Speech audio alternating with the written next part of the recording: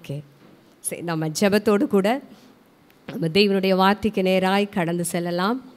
எல்லாரும் தலைகளை தாழ்த்தி நிச்சயம் உங்கள் கண்ணு முன்னாடி ஆண்டவரை மாத்திரம் நினச்சி, ஆண்டவரே என் கூட நீங்கள் பேசுவதற்காக நன்றி சொல்லுங்களேன்.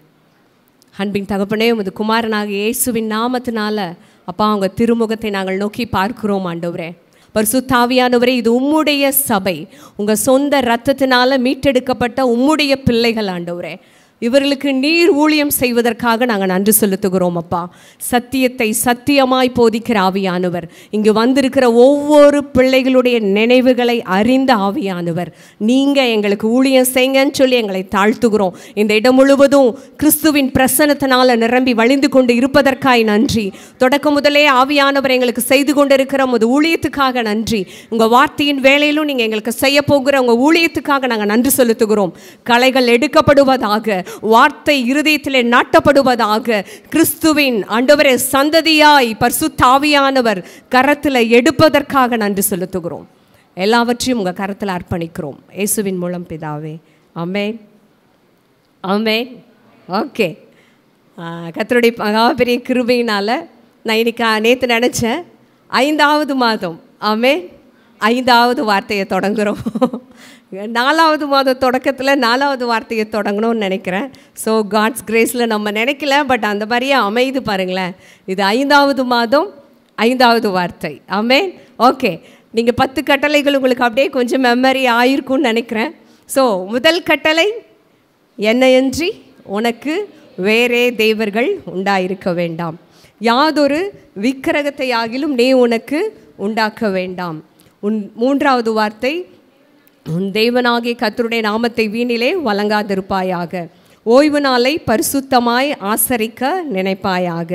இன்று 5வது வார்த்தை. 5வது வார்த்தைக்கு முன்பதாக எல்லாரும் வேதத்தை திருப்பிக் கொள்ளலாம். கலாத்தியர் 3:13 எல்லாரும் அறிக்கை செஞ்சுட்டு அப்புறம் நம்ம இந்த வார்த்தையை வாசிக்கலாம். எல்லாருடைய வேதங்களும் திருப்பப்படட்டும். எல்லா யூத்தும் கட்டாயம் உங்களுடைய வேதத்தை திருப்பிக் கொள்ளுங்க. ஓகே, எல்லோரும் இதில் நமக்குன்னு வர இடத்துல எனக்குன்னு சொல்லி நம்ம படிக்க போகிறோம். டிவிலையும் இருக்குது, எல்லோரும் சேர்ந்து படிக்கலாமா? மரத்திலே தூக்கப்பட்ட எவனும் சபிக்கப்பட்டவன் என்று எழுதியிருக்கிறபடி கிறிஸ்து எனக்காக சாபமாகி நியாயப்பிரமாணத்தின் சாபத்திற்கு என்னை நீங்களாக்கி மீட்டு கொண்டார். ஆமென் ஆமென் சொல்லுங்களேன், ஆமென். ஓகே, இப்பொழுது 5வது வார்த்தைக்கு நேராக நம்ம திருப்பிக் கொள்ளலாம். யாத்ராகமம், எல்லாரும் வேதத்தை திருப்பலாம். யாத்ராகமம் 20 வார்த்தை, 20வது அதிகாரம் 12வது வசனம். எல்லாரும் சேர்ந்து வாசிக்கலாமா?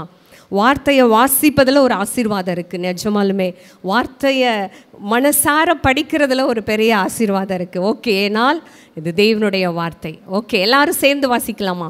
உன் தேவனாகிய கர்த்தர் உனக்கு கொடுக்கிற தேசத்திலே உன் நாட்கள் நீடித்திருப்பதற்கு உன் தகப்பனையும் உன் தாயையும் கனம் பண்ணுவாயாக. ஆமென் ஆமென் சொல்லலாமே. அதை நம்ம ஷார்ட்டாக ஒரே லைனில் நம்மளுக்கு 10 கட்டளையில் என்ன வரும்னா, உன் தகப்பனையும் உன் தாயையும் கனம் பண்ணுவாயாக. ஆமென். ஒரு நல்ல ஒரு வார்த்தையில் தேவன் குடும்பங்களின் தேவன், அவர் குடும்பங்களை நேசிக்கிற தேவன். பாருங்களேன், இந்த இடத்துல இந்த 10 கட்டளையில் பிரதானமான கட்டளைன்னு சொல்கிறோம். அதில் கர்த்தர் இது எவ்வளோ இம்பார்ட்டண்ட்டாக இந்த வார்த்தையை கொடுத்துருக்கார் பாருங்களேன். அப்போது ஓகே, இது பொது மொழிபெயர்ப்பில் எடுத்து நான் பார்த்தேன். அதில் என்ன டிரான்ஸ்லேஷன் வருதுன்னா, உன் தகப்பனையும் உன் தாயையும் மதித்து நட, கனம் பண்ணுன்னு சொல்லியிருக்கு. ஸோ பொது மொழிபெயர்ப்பில் என்ன இருக்குன்னா, உன் தகப்பனையும் உன் தாயையும் மதித்து நட அப்படின்னு சொல்லப்பட்டிருக்கு. ஆம்பிளிஃபைடில் ஆங்கில வேதாகமத்தில் treat with honour, due obedience and courtesy, அதாவது பெற்றோர்களை மரியாதையோடு நடத்தணும், கீழ்ப்படியணும், அவங்கள கனமாக நினைக்கணும். ஆமென். இது தேவனுடைய கட்டளை, இது தேவனுடைய எதிர்பார்ப்பு அல்ல, நம்மளுடைய தேவனுடைய கட்டளை. இந்த இடத்துல பார்த்தீங்கன்னா, உன் தகப்பனையும் உன் தாயையும் கனம் பண்ணுவாயாக. இப்படி நினச்சாவே நம்ம உடனே வாலிப பிள்ளைகளை மாத்திரம் நினைக்கக்கூடாது. முதலாவது அவர்களுக்கு நிச்சயம் இதை நம்ம நினைத்தாலும் நம்ம இங்கே உட்காந்துருக்கிற நமக்கும் பெற்றோர் இருக்காங்க. ஆமாவே இல்லையா? ஆமென். நமக்கு பிள்ளைங்களும் இருக்காங்க. ஸோ ஒரு பாட்டில் பார்த்தா நம்மளும் நம்ம பெற்றோருக்கு கனமாக அவங்கள நடத்தணும். அதே மாதிரி நம்ம சந்ததியும் முன்னாடி இருக்குது. ஆமாவா இல்லைங்களா? ஒரு 40-45 இருக்கவங்களாம் கொஞ்சம் பேசலாமே. நமக்கும் பெற்றோர்கள் இருக்கிறாங்க, நம்ம பிள்ளைகளுக்கு நாம் பெற்றோராக இருக்கிறோம்.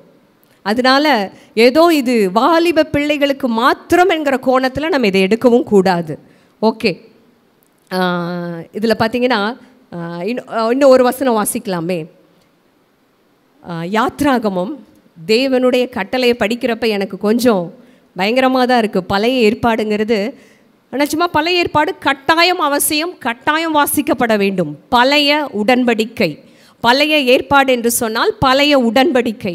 அந்த பழைய உடன்படிக்கையிலே தேவன் தன்னுடைய இருதயத்தை வெளிப்படுத்தி எழுதி வைத்த காரியத்தை தான் நம்ம வாசிச்சிட்ருக்கோம். ஓகே, இந்த இடத்துல நம்ம வாசிக்கலாம். யாத்ராகமம் 21:15 வாசிக்கிறேன். தன் தகப்பனையாவது தன் தாயையாவது அடிக்கிறவன் நிச்சயமாய் கொலை செய்யப்பட கடவன். ஆமேன்னு சொல்ல எனக்கு வரமாட்டேங்குது. இது தேவன் மோசேக்கு கொடுத்த கட்டளை, உபக்கட்டளை. தன் தகப்பனையாவது தன் தாயையாவது அடிக்கிறவன் நிச்சயமாய் கொலை செய்யப்பட கடவன். அடுத்த வசனம் பாருங்க, 17. தன் தகப்பனையாவது தன் தாயையாவது சபிக்கிறவன் நிச்சயமாய் கொலை செய்யப்பட கடவன். வேதத்தில் தேவன் எழுதி வைத்த பிரதானமான கட்டளைகளில் இந்த கட்டளை வருதுங்க. தகப்பனையும் தாயும் கனம் பண்ணுன்னு சொன்ன தேவன் அதோடு நிறுத்திவிடவில்லை. அதோடு ஒரு காரியத்தை சேர்த்து சொல்கிறாரு, உன் தகப்பனையாவது தாயையாவது நீ அடிச்சின்னா நிச்சயமாக நீ கொலை செய்யப்படணும். இது மோசே சொன்னதல்ல, தேவன் சொன்ன கட்டளை. அடுத்தது சொல்கிறாரு, சபிச்சினா உன் தாயாவது உன் தகப்பனையாவது நீ சபிச்சு பேசுனா நிச்சயமாக நீ கொலை செய்யப்படணும். இந்த வார்த்தை கேட்கும் பொழுது கொஞ்சம் நடுக்கமாக தான் இருக்குல்ல. தேவன் அப்படித்தான் அந்த காரியத்தை பார்க்குறார். கட்டாயமாக நிச்சயமாய் தேவன் அப்படி சொல்லணுன்னே தேவையில்லைங்க, நிச்சயமாய் கொலை செய்யப்படணும்னு சொல்லி அழுத்தம் திருத்தமாக எழுதுறார், சொல்லியிருக்கார். அடுத்தது பார்த்திங்கன்னா உபாகமத்தில் இதே கட்டளை தான். உப ஆகமம் அப்படின்னா இது என்னென்னா இணை சட்டம் அப்படின்னு சொல்லலாம். உபங்கன்னா செகண்ட் அப்படிங்கிற மாதிரி வரும். ஸோ உப ஆகமத்தில் மறுபடியும் எழுதப்பட்டிருக்கிற ஒரு வார்த்தையை நம்ம வாசிக்கலாம். உபாகமம் 5:16 நம்ம அந்த வார்த்தையை வாசிக்கலாம். உன் தேவனாகிய கர்த்தர் உனக்கு கொடுக்கிற தேசத்திலே உன் நாட்கள் நீடித்திருப்பதற்கும் நீ நன்றாயிருப்பதற்கும். இங்கே கொஞ்சம் ஆட் பண்ணி மோசே ஆண்டவர் இந்த இடத்துல எழுதி வச்சிருக்கார் பாருங்களேன். மோசையை கொண்டு உன் தேவனாகிய கர்த்தர் உனக்கு கொடுக்கிற தேசத்திலே உன் நாட்கள் நீடித்திருப்பதற்கும் நீ நன்றாயிருப்பதற்கும் உன் தேவனாகிய கர்த்தர் உனக்கு கட்டளையிட்டபடியே உன் தகப்பனையும் உன் தாயையும் கனம் பண்ணுவாயாக. ஆமேன்னு சொல்லலாமே. எல்லா கரங்களை உயர்த்தி ஆமேன்னு சொல்லுங்களேன். கர்த்தர் இந்த இடத்துல ஒன்று சொல்லியிருக்கார் பாருங்க. உன் நாட்கள் இந்த பூமியிலே நான் கொடுத்த இந்த தேசத்திலே உன் நாட்கள் நீடித்திருக்க வேண்டுமானால், அடுத்தது சொல்றாரு, நீ இந்த பூமியிலே நீ நன்றாயிருக்க வேண்டுமானால் உன் தகப்பனையும் உன் தாயையும் நான் உனக்கு கட்டளையிட்டபடியே கனமாய் நடத்துங்கிறார். ஆமேன். அப்போது ஆண்டவருடைய உள்ளம் நம்மளுக்கு நல்லாவே புரியுது. வேதத்தில் இன்னொரு வசனம் இருக்கும், உன் தாய் வயது சென்றவளாகும்போது அவளை அசட்டை பண்ணாத. ஏங்க இன்னொன்று நல்லா தெரிஞ்சுக்கணும், நம்ம பெற்றோர் நல்லவங்களா கெட்டவங்களா அதெல்லாம் இங்கே ஆண்டவர் பேச வரல. வாலிப பிள்ளைகள் ஆகட்டும், என் பெற்றோர் ரட்சிக்கப்பட்டாங்க ரட்சிக்கப்படலை அதெல்லாம் ஆண்டவர் இங்கே பேச வரல. உன்னை பெற்றெடுத்த தாய் தகப்பனை நீ கனம் பண்ண வேண்டும், அவ்வளோதான். இங்கே கர்த்தர் உன் தகப்பன் தாய் ரட்சிக்கப்பட்டிருந்தா ரட்சிக்கப்படலைன்னா அவங்க நல்லவங்களா இருந்தா அப்படிலாம் ஆண்டவர் எதையும் ஆட் பண்ணிலாம் எழுதலை. நன்றாய் வசனத்தை பார்த்தோம்னா இங்கே ஆண்டவர் என்ன சொல்கிறாருன்னா பெற்றோரை கனம் பண்ணுங்கிறாரு. ஆமேன் ஆமேன்.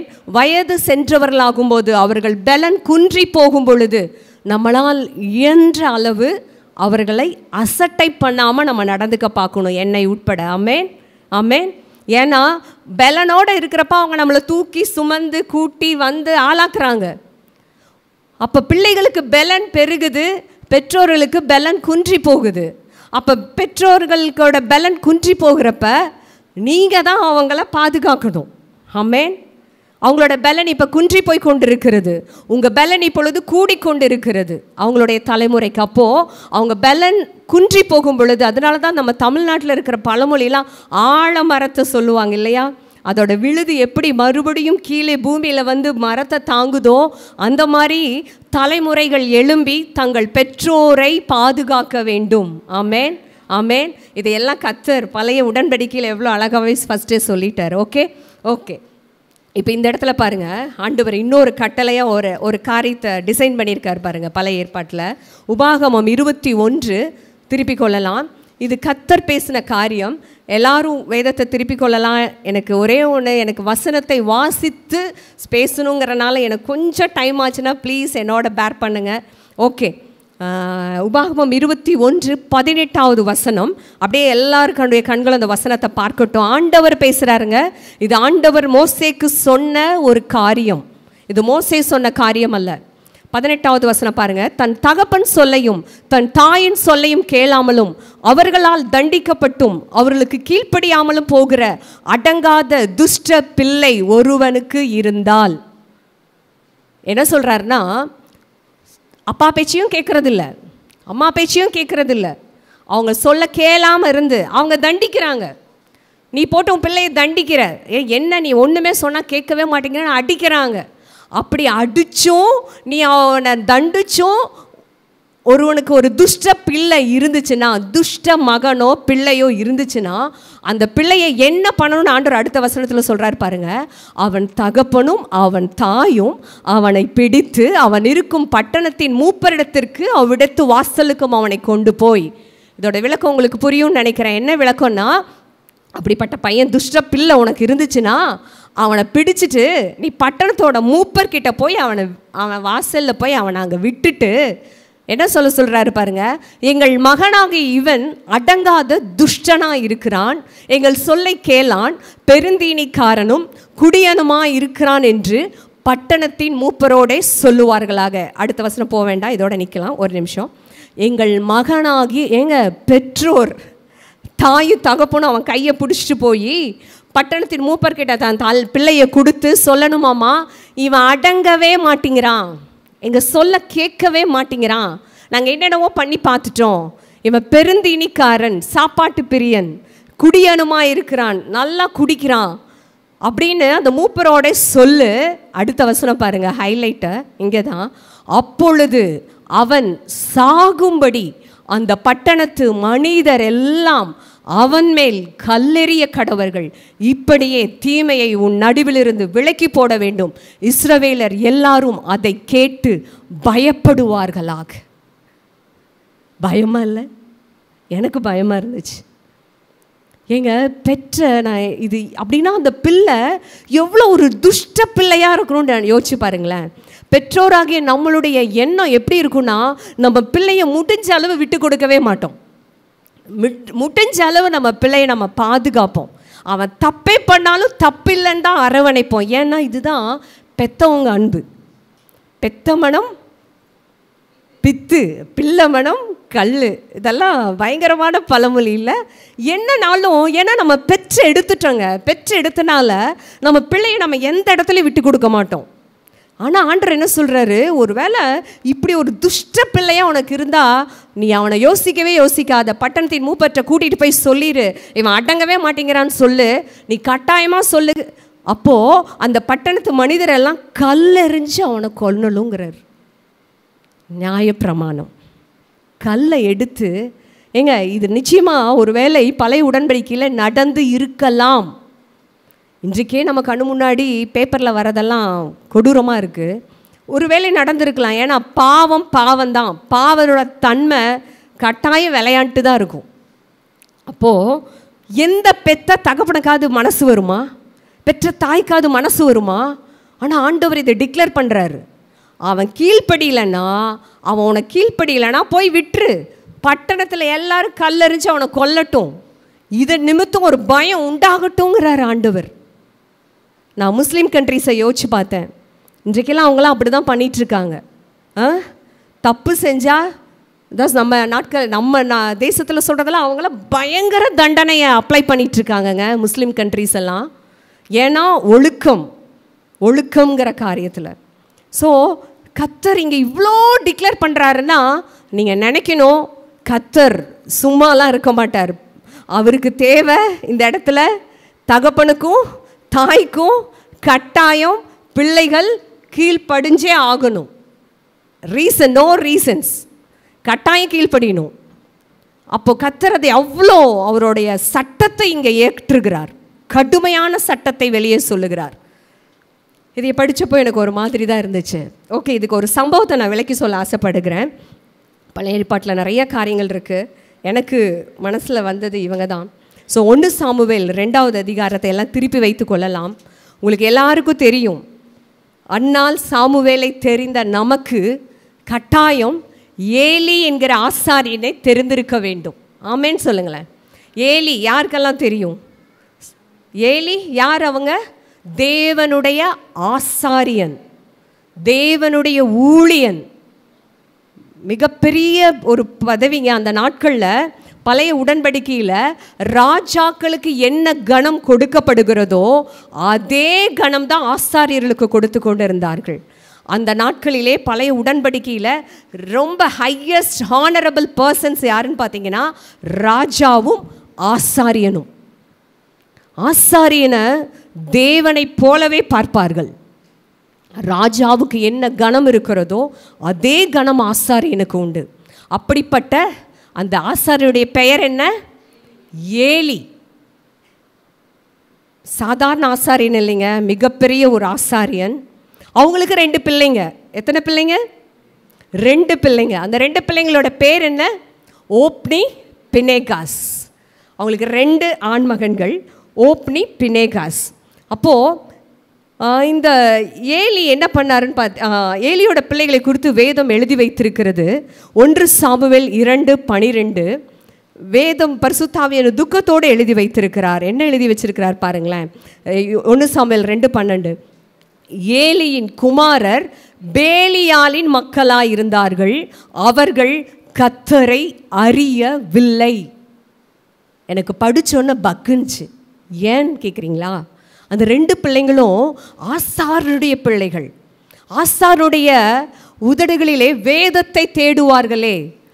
இவங்க பிறந்ததுலேருந்து இவங்க கண்ணில் நிச்சயம் அந்த வேதத்தை பார்த்து படித்து வளர்ந்த பிள்ளைகள். இப்போ எங்கள் பிள்ளைங்கள்லாம் சின்னதுலேருந்து சர்ச்சில் எங்கள் பிள்ளைங்களையும் நான் சொல்கிறேனே, பிறந்ததுலேருந்து எங்கள் 2 பேரும் சொல்லுவாங்க, நீங்கள் எங்கே கூட்டிகிட்டு போகிறீங்க? சர்ச்சு, வீடு அப்படிம்பாங்க. அந்த மாதிரி இந்த ஆசாரனுடைய பிள்ளைகள் வேதத்தை கேட்டு அப்பாவை பார்ப்பாங்க, ஏலியை பார்ப்பாங்க. ஏலி எப்போதும் என்ன பண்ணுவார்? ஒரு பலியிடுவார். பலியிடுகிறது சாதாரண காரியம் அல்ல. பலிகள் கர்த்தருக்கு மகா பரிசுத்தமானது. பழைய உடன்படிக்கைன்னு மட்டும் அல்ல, பலி என்பது அது தேவன் நிர்ணயித்த ஒரு ஒழுங்கு.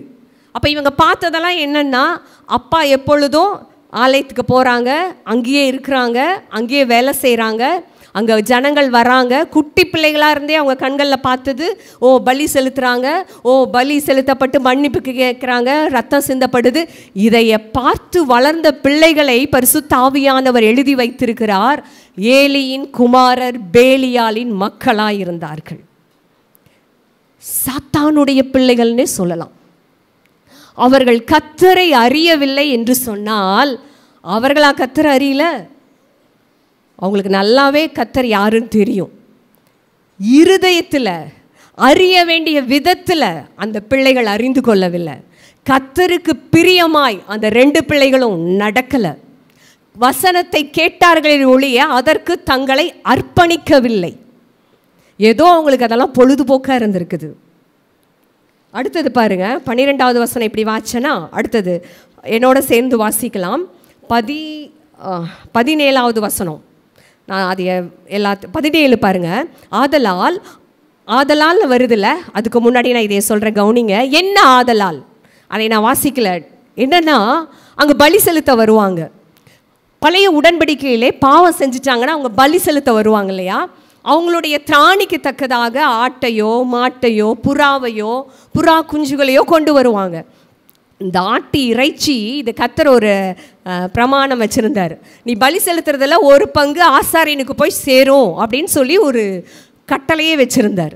அப்போ இந்த ஓப்னி பினேகாஸ் என்ன பண்ணுவாங்கன்னா, பலி செலுத்த வரவங்க கிட்ட போய் பலி செலுத்துறதுக்கு முன்பு, ஏன்னா பலி நான் சொல்லிட்டேன் அது மகா பரிசுத்தமானது, அதுக்கெல்லாம் ஒரு முறைமை இருக்குது. அதை கொண்டு போகணும், ஆசாரியன் அந்த பலியை செக் பண்ணணும், அந்த பலியில் எந்த பழுது இல்லையான்னு பார்க்கணும், அவன் சொல்கிற முறைமைகள் ஒவ்வொன்றையும் அவங்க செய்யணும்.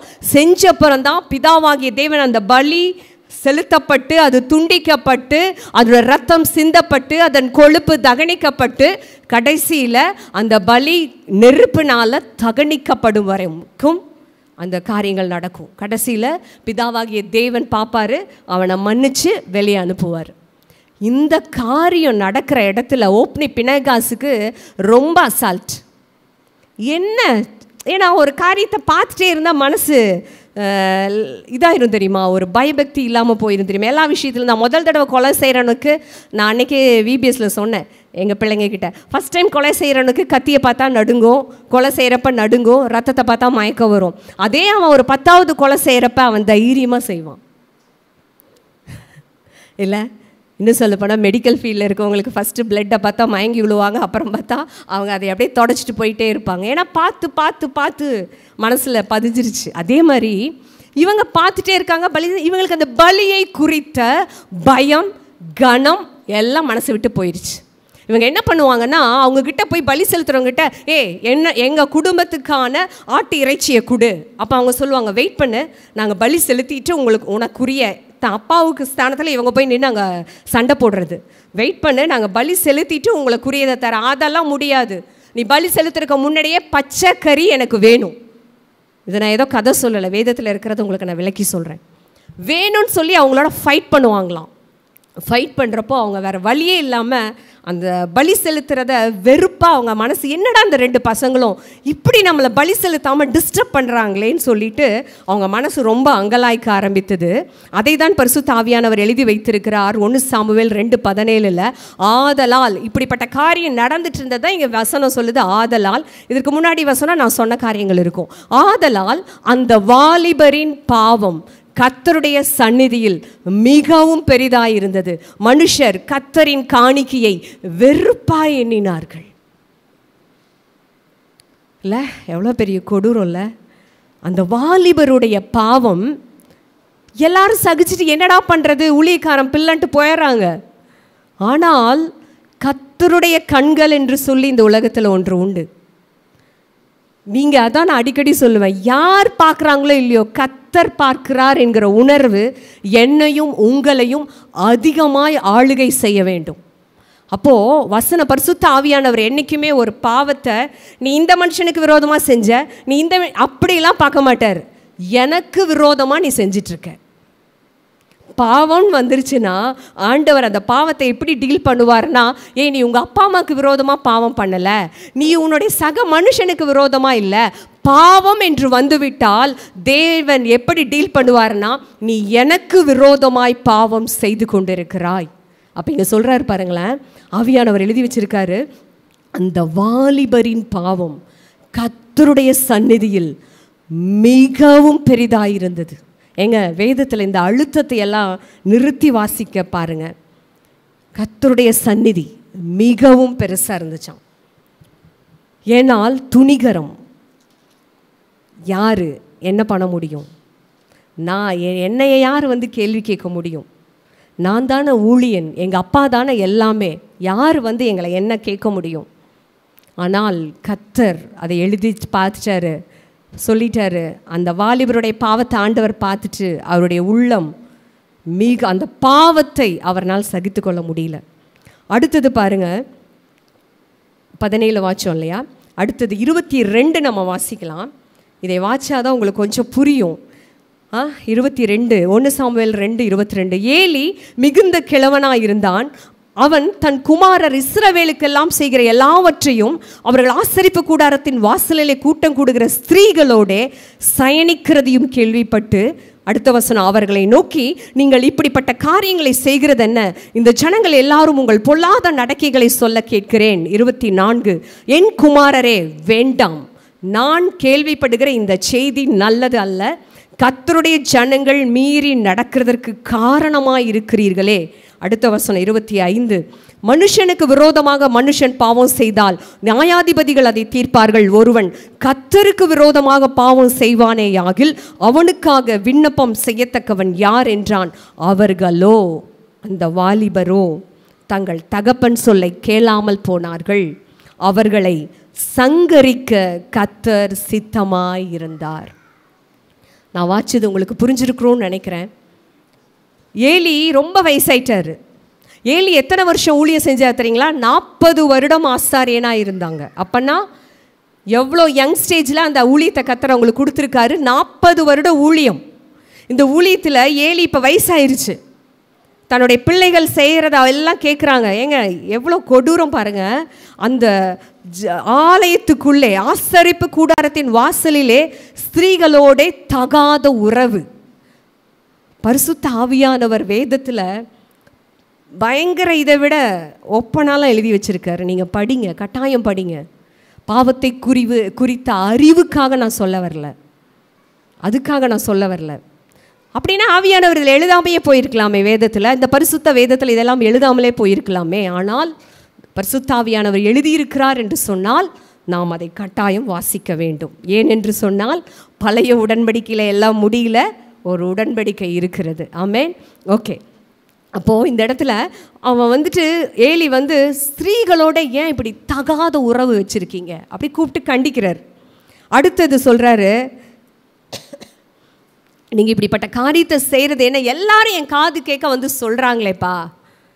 ஏங்க வயசாயிருச்சு, ரொம்ப வயசாயிருச்சு, பிள்ளைங்கெல்லாம் தலைக்கு மேலே வளர்ந்து நிற்கிறாங்க, வேண்டாம்ப்பா இதை செய்யாதீங்க, உங்கள் பொல்லாத நடக்கையை நிறுத்துங்கன்னு சொல்கிறாரு. என் குமாரரே வேண்டாம், நான் கேள்விப்படுகிற இந்த செய்தி நல்லது அல்லன்னு கண்டிக்கிறார், சொல்கிறார்.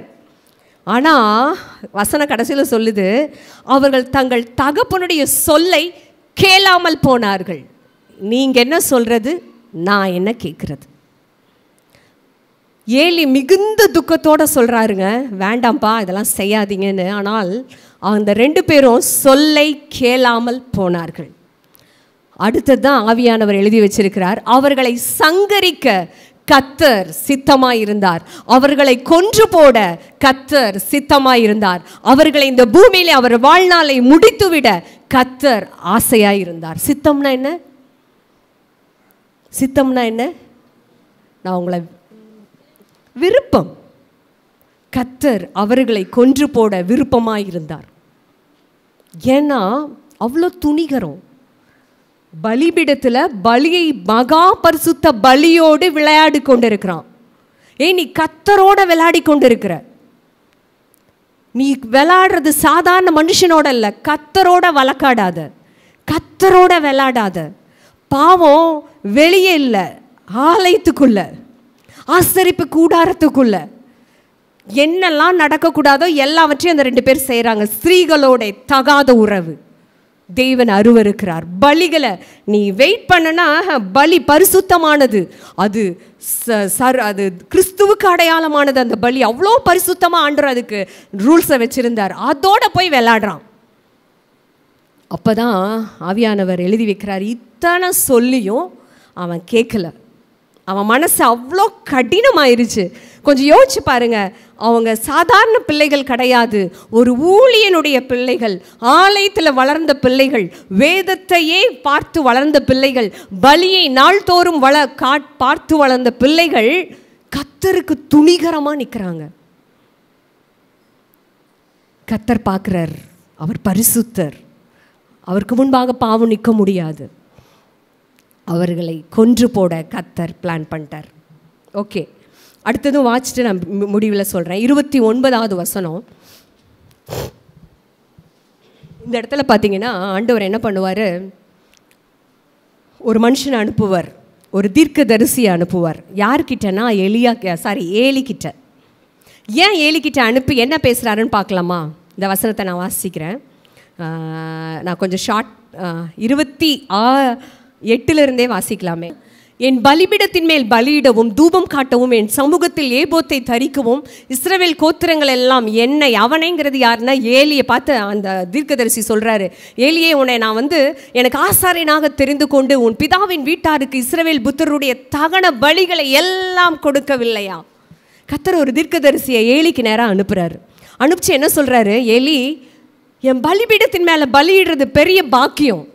இந்த இஸ்ரவேல் ஜனங்கள் இத்தனை பேர் இருக்காங்க, ஆனால் நான் உனக்கு அந்த பாக்கியத்தை கொடுத்தேன். தூபம் காட்டுற பாக்கியத்தை நான் உனக்கு கொடுத்தேன். என் சமூகத்தில் ஏபோத்தை தரிக்கிற பாக்கியத்தை நான் உனக்கு கொடுத்தேன். இஸ்ரவேல் கோத்திரங்களில் எல்லாம் எத்தனை கோத்திரம், ஆனால் ஏலி நான் உன்னை தெரிந்து கொண்டேன் எனக்காக, என் ஊழியத்தை செய்யறக்காக. எனக்கு ஆசாரியனா நான் உன்னை தான் தெரிஞ்சேன். ஆனால் அப்படி தெரிஞ்செடுத்து இத்தனை இஸ்ரவேல் புத்திரருடைய, அவங்க காலகட்டத்தில் இத்தனை இஸ்ரவேல் புத்திரருடைய எல்லா தகன பலி அப்படின்னா அந்த இறைச்சி, அந்த தகன பலியெல்லாம் உனக்கு நான் சாப்பிட கொடுக்கலையா? ஆண்டவர் குமுறி பேசுகிறார். அடுத்த வசனம், அடுத்தது கேட்குறாரு, என் வாசஸ்தலத்திலே செலுத்தும்படி நான் கட்டளையிட்ட என் பலியையும், அங்கே பாருங்க பலிங்கிறப்ப ஆண்டவர் என் பலின்னு சொல்கிறார். அதை நீங்கள் கவனிக்கணும். காணிக்கைன்னு சொல்கிறப்போ என் காணிக்கைன்னு ஆண்டவர் பேசுகிறார். உங்களோட மைண்டில் இது என்றைக்குமே வச்சுக்கோங்க. ஒரு காரியத்தை நீங்கள் செய்கிறீங்கன்னா, இந்த ஆலயத்துக்குள்ளே ஒன்று செய்கிறீங்கன்னா அது நீங்கள் மனுஷனுக்கு அல்ல கர்த்தருக்கு செய்கிறீர்கள். இந்த ஆலயத்தை கூட்டுகிறீர்கள் என்றால் அது கர்த்தருக்கு செய்கிறீர்கள். இந்த ஆலயத்தில் செய்கிற ஒவ்வொரு வேலையும் நீங்கள் கர்த்தருக்கு செய்கிறீர்கள். அப்படித்தான் தேவன் பார்க்கிறார். இந்த இடத்துல சொல்கிறார், என் வாசஸ்தலத்தை செலுத்தும்படி நான் கட்டளையிட்ட என் பலி என் காணிக்கை நீங்கள் உதைப்பானேன். வாவ்! ஆண்டவர் அந்த தீர்க்கதரிசி கொண்டு ஃபேஸ் டு ஃபேஸ் ஏலிகிட்ட பேசுகிறார். ஏய், நீ என் காணிக்கை நீ உதைக்கிறப்பா, ஏன் நீ எனக்கு ஜனம் கொடுக்குற காணிக்கையில் நீ விளையாண்டுட்டு இருக்க, எனக்கு செலுத்துகிற பலியில் உன் பிள்ளைங்க விளையாண்டுட்டு இருக்காங்க. என் ஜனமாகிய இஸ்ரவேலின் காணிக்கைகள் எல்லாம் பிரதானமானவைகளை கொண்டு உங்களை கொழுக்க பண்ணும்படிக்கு நீ என்னை பார்க்கிலும் உன் குமாரரை மதிப்பானேன் என்கிறார். இந்த வார்த்தை என்னை உழுக்குச்சு. என்னன்னா, அன்று சொல்கிறாரு, என் இஸ்ரவேலின் காணிக்கைகள் எல்லாம் பிரதானமானது. பழைய ஏற்பாட்டு காணிக்கையில் என்ன தெரியுங்களா? கோமேதகம், மாணிக்கக்கல், ரத்தனம், பொன், பசும் பொன், இதைத்தான் ஆண்டவர் கொண்டு வர சொல்லுவார். நீங்கள் வேணால் போய் வாட்சி பாருங்கள். பழைய ஏற்பாட்டில் எனக்கு காணிக்கை கொண்டு வர சொல்லுன்ட்டு ஃபஸ்ட்டு ஆரம்பிப்பார். ரத்தனம், பொண்ணு, அத்தனை பேர் கர்த்தருக்கு கீழ்ப்படிஞ்சு கொண்டு வருவாங்க. நான் என்ன சொல்ல வரேன்னா, இஸ்ரவேலின் காணிக்கைகள் எல்லாம் பிரதானமானவைகளை கொண்டு உங்களை நான் கொழுக்க பண்ணினேனே. ஊழியனே, நீ எனக்கு ஊழியம் செய்கிற, உனக்கு நான் பெஸ்ட்டுங்கிறத விட ப்ரெஷியஸை உனக்கு கொடுத்தேன். பிரதானமானதை உனக்கு நான் கொடுத்தேன். உனக்கு நான் என்ன குறை வச்சேன்? என் ஆலயத்தில் உனக்கு எல்லாமே சப்ளை பண்ணேன். எனக்கு நீ ஊழியம் செய்கிறனால உனக்கு எல்லாமே சப்ளை பண்ணேன். ஆண்டவர் பொறுமையாய் பொறுமையாய் பொறுமையாய் இருந்துட்டு இதுக்கு மேலே அவரால் முடியாது. ஏன்னா பாவம் பரிசுத்தருக்கு முன்பாக நிற்க முடியாது. அவர் பாவத்தை பாராத சுத்த கண்ணர். பாவத்தை பார்த்தா அவர் நீதி செலுத்தியே ஆகணும். பாவம்னு ஒன்று வந்துருச்சுன்னா தன்னுடைய நீதி அவர் வெளிப்படுத்தியே ஆகணும். அப்போ கேட்குறாரு, நீ என்னை பார்க்கிலும் உன் குமாரரை மதிப்பானேன். ஏங்க, என் பிள்ளையாகட்டும் தப்பு பண்ணால் தப்பு தான். இந்த இடத்துல நம்ம பூசி மூழ்கி இல்லை என் பிள்ளை கரெக்டு அப்படின்னு நம்ம ஒரு நாளும் பேசக்கூடாது. இங்கே கர்த்தர் அதை தான் சொல்கிறாரு, நீ என்னையை விட உன்னோட குமாரரை நீ மதிக்கிறியா? என்னையை நீ ஃபஸ்ட்டு மதித்து பழகு அப்படின்னா. இந்த இடத்துல ஆண்டவர் என்ன சொல்கிறாருன்னா, ஏலி கண்டிச்சாங்களா? ஏதோ, அதாவது கண்டிக்கிறதுலையும் புத்தி சொல்கிறதுலையும் ஒரு விஷயம் இருக்குங்க. ஒரு குழந்தை தவறு பண்ணுறப்போ சும்மா கூப்பிட்டு சொல்கிறதுன்னு ஒரு காரியம் இருக்குது. நிஜமாக சொல்கிறேன், வேதம் நமக்கு அனுமதி கொடுக்குது. பிள்ளையின் நெஞ்சில் மதியினம் ஒட்டி இருக்கும், தண்டனையின் பிரம்பு அதை அகற்றும். ஆமாவா இல்லையா? ஸோ கர்த்தர் நமக்கு பெர்மிஷன் கொடுத்துருக்காரு, பிரம்ப கையில் எடுக்கலாம். எப்போனா ஒரு உச்சத்துக்கு போகிறப்ப. அப்போது கர்த்தர் என்ன சொல்கிறாருன்னா, அந்த ஏலிங்க என்ன தப்பு பண்ணிட்டாங்கன்னா டீல் பண்ணாங்க. ஆனால் இல்லைப்பா இது ரொம்ப தப்பு, தயவு செய்து இந்த பாவத்தை நீ விட்டுரு அப்படிலாம் கண்டிச்சு புத்தி சொல்லலை. சரி, என்ன உலகத்தில் நடக்காததா, சரி விடு, சரி பார்த்துக்கோ. இப்படி பெற்றோராகிய நாம் நம்ம பிள்ளைகளுக்கு நிஜமாக சொல்கிறேன் அட்வைஸ் பண்ணக்கூடாது. நீங்கள் உங்கள் பிள்ளைகளை பெற்றோராகிய நாம் அடிக்கடி ஒன்று சொல்லி கொடுக்கணும். பாப்பா, தம்பி, நீ செய்கிற காரியம் பெற்றோருக்கல்ல, கர்த்தருக்கு விரோதமாக செய்கிற. நீ எங்களுக்கு மறைக்கலாம், ஆனால் கர்த்தருக்கு மறைக்க முடியாது. ஸோ அவங்களுக்கு நம்ம என்ன டீச் பண்ணணுன்னா, அந்த குழந்தை தெரியாமல் செய்யலாம், தெரிஞ்சு செய்யலாம். ஆனால் நம்ம அதைய கட்டாயம் எப்படி சொல்லி கொடுக்கணுன்னா, ஏன்டா என்னை போட்டு கஷ்டப்படுத்துகிற அப்படி சொல்லி கொடுக்காதீங்க. தம்பி, நீ பண்ணுற தப்பு, பாப்பா நீ பண்ணுற தப்பு எங்களுக்கு விரோதமானதல்ல, இது கர்த்தருக்கு விரோதமானது, வேண்டாம், இதை விட்டுரு, இதே சப்பா விரும்பலை, இது ஆண்டவருக்கு இது பிடிக்காது, அவ்வளோதான். அந்த டீச்சிங்கை நீங்கள் கொடுத்துருங்க, மீதியை கர்த்தர் பார்த்துக்கிட்டோம். அதான் சொல்கிறேனே, பெருசாக அந்த பாவம் ரொம்ப பெரிதாகிறப்போ நான் சொல்கிறேன், நான் நினச்சி பார்த்தேன், ஏன் ஏலி தேவனுடைய சமூகத்தில் விழுந்து கடந்திருக்கக்கூடாது? விழுந்து கடந்திருக்கலாமே. சாமுவேல் விழுந்து கடந்தாரே. சவுல் தேவனுடைய வார்த்தைக்கு மீறினப்போ சாமுவேல் என்ன தெரியுமா பண்ணாரு? தூக்கமே வரல. ஏங்க, அவனோட பையனும் இல்லை, என்ன சொல்கிறது, சாமுவேலுக்கும் சவுலுக்கும் என்ன ரிலேஷன்ஷிப்? ஒரு ரிலேஷன்ஷிப்பும் இல்லை. சாமுவேல் ஒரு தீர்க்கதரிசி, சவுல் ராஜா, அவ்வளோதான். தப்பு பண்ணதுக்கு சாமுவேல் தேவனுடைய பாதத்தில் ஒரு ரா முழுவதும் விழுந்து கிடந்தானாம். வேதத்தில் இருக்கு, ஆண்டவரே சவுல் செஞ்சதை மன்னிச்சிருங்க மன்னிச்சிருங்க மன்னிச்சிருங்க. இதுதாங்க ஒரு அபிஷேகம், இதுதான் தேவனிடத்தில் மன்றாடுறது. அப்போது ரா முழுவதும் கிடப்பாங்க. அப்போ ஆண்டவர் சொல்வார், சாமுவேல் எந்திரி, எதுக்கு அழுதுகிட்டே இருக்க, போ நான் வேற ராஜாவை சூஸ் பண்ணிட்டேன். இன்றைக்கு நான் இந்த காரியத்தை எப்படி பார்க்குறேன்னா, ஏலி இந்த காரியம் இப்படி பயங்கரமாக போயிட்டுருக்குதுன்னா, ஏலி தேவனுடைய சமூகத்தில் சாம்பலை போட்டுக்கொண்டு தேவனுடைய பாதத்தில் அமர்ந்திருக்கலாம். ஆமே. ஆண்டவரே, இது உடன்படிக்கையின் ஜனம் ஆண்டவரே, என் பிள்ளைங்க ஆண்டவரே, இதுலேருந்து வெளியே வர முடியல ஆண்டவரே, என் பிள்ளைகளை கூட்டிட்டு வாங்க ஆண்டவரே, என் பிள்ளைகளை மன்னிங்க ஆண்டவரே. தகப்பன் போராடி இருக்கலாம், தகப்பன் ஜெபித்திருக்கலாம், சாம்பலில் உட்கார்ந்து அழுது புலம்பி இருக்கலாம். ஏலி செய்யவே இல்லைங்க, செய்யவே இல்லை. அதனால தான் ஆண்டவர் இங்கே கேட்குறாரு, நீ என்னை விட உன் குமாரரை தான்ப்பா நீ மதிக்கிற. ஆண்டவர் ஆதங்கமாய் பேசுகிறார். இன்றைக்கு நம்ம வாழ்க்கையில் நிச்சயமாக நம்மளுடைய பிள்ளைகளுக்காக அதிகமாய் ஜெபிக்க வேண்டும். ஆமேன்னு சொல்லுங்களேன். ஆமேன். நம்ம பிள்ளைகளுக்காக பெற்றோரும் நம்ம இருந்தோம்னா, நம்ம பிள்ளைகளுக்காக ஆண்டவருடைய பாதத்தில் நீங்கள் அவங்கள டெய்லி ஒப்பு கொடுத்து, டெய்லி அவங்க ஆண்டவருடைய கரத்தில் ஒப்பு கொடுத்து, அவங்களுடைய காரியங்களை நீங்கள் பார்த்து அவங்களுக்கு நீங்கள் டீச் பண்ணணும். அதுக்கு தான் பெற்றோர். பெற்று எடுத்தால் மட்டும் பத்தாது, அவர்களை நம்ம வளர்த்துவதுங்கிற காரியத்தில் அவங்களுடைய சில பலவீனத்தில், அவங்களுடைய சில முடியாமையில் நீங்கள் வேதத்துக்கு நேராய் நடத்த வேண்டும்.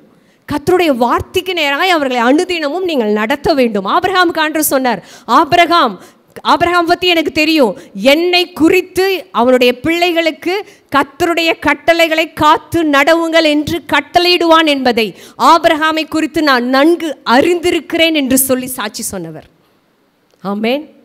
நம்ம பிள்ளைங்களுக்கு எல்லாமே செய்கிறோங்க, எல்லாமே செய்கிறோம். அதை காட்டிலும் பிரதானமானது நல்லா தெரிஞ்சுக்கோங்க, நம்ம பிள்ளைங்களுக்கு நம்ம எதை செய்கிறோமோ இல்லையோ, கர்த்தருடைய வழியில் நடக்கிறதுக்கு நாள்தோறும் நம்ம அவங்கள ஊக்குவித்து கொண்டே இருக்க வேண்டும். ஆமேன்.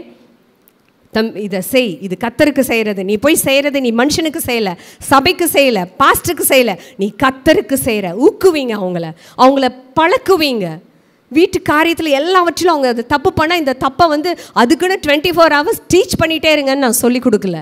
அது உங்களுக்கு தெரியும் எப்படி அதை அழகாக சொல்லணும்னு சொல்லி. கர்த்தர் அப்படி தான் வளர்த்த சொல்லியிருக்காரு. ஸோ உங்கள் பிள்ளைங்களுக்கு டீச் பண்ணுங்கள். ஓகே, அடுத்த வசனம் பாருங்களேன். ஆகையால் இஸ்ரவேலின் தேவனாகிய கர்த்தர் சொல்லுகிறதாவது, இந்த வார்த்தையை படித்தாவே பயமாக இருக்குல்ல. இஸ்ரவேலின் தேவனாகிய கர்த்தர் சொல்லுகிறார், உன் வீட்டாரும் உன் பிதாவின் வீட்டாரும் என்றென்றைக்கும் என் சந்நிதியில் நடந்து கொள்வார்கள் என்று நான் நிச்சயமாய் சொல்லியிருந்தும் இனி அது எனக்கு தூரமாக இருப்பதாக. என்னை கனம் பண்ணுகிறவர்களை நான் கனம் பண்ணுவேன், என்னை அசட்டை பண்ணுகிறவர்கள் கனவீனப்படுவார்கள் என்று கர்த்தர் சொல்லுகிறார். இந்த வார்த்தையை படிக்கும் பொழுது நம்மளுடைய இருதயத்தில் நிச்சயமாலுமே எனக்கு பயங்கரமாக இருந்துச்சு. என்ன ஆண்டவர் சொல்கிறார் தெரியுங்களா? உங்களுக்கு விளக்கமாக சொல்லிட்டா உங்களுக்கு புரியும், புரியாதவங்களுக்கு சொல்கிறேன். உன் வீட்டாருக்கும் பிதாவின் வீட்டாருக்கும் நான் ப்ராமிஸ் பண்ணியிருந்தேன். என்னென்னா, என்றைக்கும் என் சந்நிதியில் நிற்பாங்கன்னு நான் சொல்லியிருந்தேன். ஆனால் நான் நிச்சயமாக சொல்லியிருந்தோம், இனி நான் பண்ண ப்ராமிஸை நான் விலக்கிக்கிறேங்கிறார் ஆண்டவர். பழைய உடன்படிக்கையில் ஆண்டவர் சொன்னார் தான், ஆனால் அந்த வாக்குத்தத்தத்தை இனி நான் நிறைவேற்ற மாட்டேன் என்று சொல்லுகிறார். நான் நிச்சயமாய் சொல்லியிருந்தோம், நான் நிச்சயமாக சொன்னதான், உன் சந்ததியை ஆசீர்வதிப்பேன், நான் எடுப்பேன், ஆசீர்வதிப்பேன், நிற்பாங்கன்னு சொல்லியிருந்தேன். ஆனால் இப்போ நான் மாற்றிக்கிறேன், இனி அவங்க நிற்க மாட்டாங்க. நான் சொன்னது இனி எனக்கு தூரமாக இருப்பதாக. என்னை கனம் பண்ணுகிறவர்களை மட்டுமே நான் கனம் பண்ணுவேன், என்னை அசட்டை பண்ணுகிறவர்கள் கனவீனப்படுவார்கள். கர்த்தர் எச்சரிக்கிறார். அடுத்தது பாருங்க, அடுத்தது சொல்றாரு, நான் கொஞ்சம் இதைய வாசிக்கலாம். உன் வீட்டில் ஒரு கிழவனும் இராதபடி உன் புயத்தையும் உன் பிதாவின் வீட்டாருடைய புயத்தையும் நான் தரித்து போடும் நாட்கள் வரும். நான் எல்லாவற்றையும் முடிச்சிருவேங்கிறாரு. அடுத்தது பாருங்க, இஸ்ரவேலுக்கு செய்யப்படும் சகல நன்மைக்கும் மாறாக என் வாசஸ்தலத்தில் உபத்திரவத்தை காண்பாய். இனி என் வாசஸ்தலத்தில் உபத்திரவத்தை தான் நீ பாப்ப. யாருக்கு பேசிட்டு இருக்கார்? ஏலிக்கு ஒரு தீர்க்கதரிசியை கொண்டு பேசிட்டு இருக்கார். ஒருபோதும் உன் வீட்டில் ஒரு கிழவனும் இருப்பதே இல்லை. இனி கிழவனே, அதாவது முதிர் வயதை நீ உன் வாழ்க்கையில் உன் ஸ்தலத்துக்குள்ளே இருக்காது. ஏன்னா அடுத்த வசனம் 33, என் பலிபீடத்தில் சேவிக்க நான் உன் சந்ததியில் நிர்மூலமாக்காதவர்களோ உன் கண்களை பூத்து போக பண்ணவும் உன் ஆத்துமாவை வேதனைப்படுத்தவும் வைக்கப்படுவார்கள். சீக்கிரம் எல்லாரும் செத்துருவாங்க. அப்படி உயிரோடு இருக்கிறவன் உனக்கு வேதனையை தான் கொண்டு வருவான். உன் வம்சத்தில் உள்ள யாவரும் வால வயதிலே சாவார்கள். உன்னுடைய வம்சத்தில் இனி வால வயதின் சாவு இருக்கும். ஏங்க, கட்டாயம் பாவம், கர்த்தருக்கு விரோதமான பாவம்னா நாங்கள் கேள்விப்படுறோம், அவங்களுடைய சந்ததியின் காரியங்களை கேள்விப்படுறோம். ஏனோ அவர்களுக்குள்ள ஒரு பயம் இல்லாமல் போகிறது. அதனால அவங்க சந்ததியோட வாழ்க்கையெல்லாம் நாங்கள் கேள்விப்படுறப்போ மிக கொடூரமாக இன்றைக்கும் இந்த காரியங்கள் நம்ம தேசத்தில் நடந்துட்டு தான் இருக்குது. ஆமாவா இல்லையா? ஏன்னா கர்த்தர் உடனேலாம் இதெல்லாம் பண்ண மாட்டாருங்க, டைம் கொடுப்பாரு. இப்போ டைம் கொடுத்துட்டே இருக்காரு. அந்த டைமை தாண்டியும் காரியங்கள் மிஞ்சி போகிறப்ப கர்த்தர் டிக்ளேர் பண்ணிட்டார். உன் அடுத்தது பாருங்க, ஓப்னி பினேகாஸ் என்னும் உன் 2 குமாரன் மேல் வருவதே உனக்கு அடையாளமாக இருக்கும், அவர்கள் இருவரும் ஒரே நாளில் சாவார்கள். அடுத்தது பாருங்க 36, எந்த அப்பத்தை நீ துணிகரமாக எடுத்தோ இனி உனக்கு அப்பமே கிடைக்காதுன்னு டிக்ளேர் பண்ணிட்டார். அப்பொழுது உன் வீட்டாரில் மீதியாக இருப்பன் எவனும் ஒரு வெள்ளி பணத்துக்காகவும் ஒரு அப்ப துணிக்காகவும் அவனிடத்தில் யாழத்தில் வந்துன்னா உன்னை தள்ளிட்டு நான் எனக்கு பிரியமானவனை எடுப்ப போகிறேன், அவங்ககிட்ட பணிந்து எனக்கு கொஞ்சம் அப்பம் சாப்பிட யாதொரு ஆசாரிய ஊழியத்தில் என்னை சேர்த்து கொள்ளும் என்று கெஞ்சுவான். என்னடா சிஸ்டர் பயங்கரமாக பேசிகிட்டு இருக்காங்களே. இதெல்லாம் தேவனுக்கு விரோதமாய் அந்த பாவம் பெருகும் பொழுது கர்த்தர் வாயை திறந்து டிக்ளேர் பண்ண விஷயம். இந்த ஓப்னி பினேகாஸ் சாப்பிட்றதுக்காக தான், ஒரு சாப்பாட்டு மேலே ஒரு பிரியர், அந்த இறைச்சி அது கர்த்தருடைய பலிங்கிற பயமே இல்லை. அப்படியே துணிகரமாக போய் எடுத்தாங்கல்ல. கர்த்தர் எப்படி சொல்லிகிட்டே இருந்தார்ல, ஒரு கட்டத்தில் சொல்லிட்டாரு, இனியும் நீ திருந்தலையா அவ்வளோதான், உன்னோட 2 பிள்ளைகளும் ஒரே நாளில் சாவதை உன் கண்ணு பார்க்கும். ஏங்க, ஏலிக்கு எவ்வளவு துக்கமாக இருந்திருக்கும். வயதான காலம். கர்த்தர் சொன்னதை கேட்டால் ஏலிக்கு எவ்வளோ துக்கமாக இருந்திருக்குன்னு மட்டும் நினச்சி பாருங்க. அடுத்தது சொல்கிறாரு, அப்பத்தில் வெளாண்டியில் இனி உன் சந்ததிக்கு அப்பமே கிடைக்காது, பலியில் வெளாண்டியில் உனக்கு கிடைக்கவே கிடைக்காதுன்னு இத்தனையும் டிக்ளேர் பண்ணிவிட்டு அடுத்தது என்ன ஆகும்னு பார்த்தீங்கன்னா, கர்த்தர் மறுபடியும் ஏலி மேலே ஒரு ஆதங்கமாக ஒரு வசனத்தை சொல்லுவார். 1 சாமுவேல் 3:13 அவர் சொல்லுவார் பாருங்க, நான் இனி ஏலி குடும்பத்துக்கு என்ன தீர்ப்பை சொன்னோன்னா அந்த தீர்ப்பை நிறைவேற்ற போகிறேன்ட்டு அவன் ஏலி குமாரர் தங்கள் மேல் சாபத்தை வரப்பண்ணுகிறதை அவன் அறிந்திருந்தும் அவர்களை அடக்காமற் போன பாவத்தின் நிமித்தம் நான் அவன் குடும்பத்துக்கு என்றும் நீங்காத நியாய தீர்ப்பு செய்வேன் என்று அவனுக்கு அறிவித்தேன். எப்படி ஆண்டவர் டிக்ளேர் பண்ணுறாரு பாருங்களேன். இதெல்லாம் ஏன்னா ஆண்டவர் மறுபடியும் சொல்கிறாரு பாருங்களேன், அவனுக்கு தெரியுது, ஏலிக்கு தெரியுது தம் பிள்ளைங்க செய்கிறது இது சாபன்னு தெரிஞ்சும் நீ உன் பிள்ளைங்களுக்கு நீ அறிஞ்சிருந்தோம் நீ அவங்கள அடக்காமல் விட்டுட்ட. கர்த்தர் எப்படி குடும்பங்களை பார்க்குறாரு பார்த்தீங்களா? நம்ம வீட்டுக்குள்ளே நம்ம பெட்ரூம்குள்ளே நம்ம பேசுகிற காரியத்தை கர்த்தர் கேட்குறார். நம்ம நினைக்கிறோம் 4 செவத்துக்குள்ளே பேசுகிறோம் யாருக்கும் தெரியலன்னு சொல்லி. நிச்சயமாக சொல்கிறேன், நம்ம பேசுகிற காரியங்களை தேவன் கேட்டுக்கொண்டு இருக்கிறார். அவர் சொல்கிறாரு, நீ உன் பிள்ளைகளை அடக்காமல் போனது நிமித்தம் நான் நியாய தீர்ப்பு செஞ்சே தீர்வன்ட்டார். அடுத்தது என்ன ஆகும்னு பார்த்தீங்கன்னா, அந்த காரியங்களை நான் விளக்கமாக சொல்கிறத விட சீக்கிரம் சொல்ல ஆசைப்படுறேன். ஒரு யுத்தம் வரும்.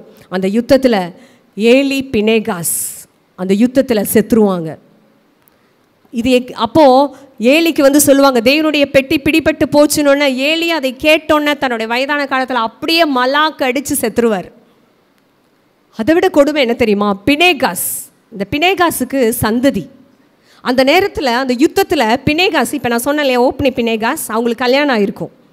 அந்த பினேகாஸோட மனைவியை குறித்து ஆவியானவர் எழுதி வச்சிருக்கார். பினேகாஸுக்கு மனைவிக்கு அப்போ ஆண் குழந்தை பிறக்க போகிற சமயம். அப்போது அந்த மருத்துவச்சிகளோட அவளுக்கு அந்த பிரசவ நேரம் நடந்துட்டுருக்கோம்.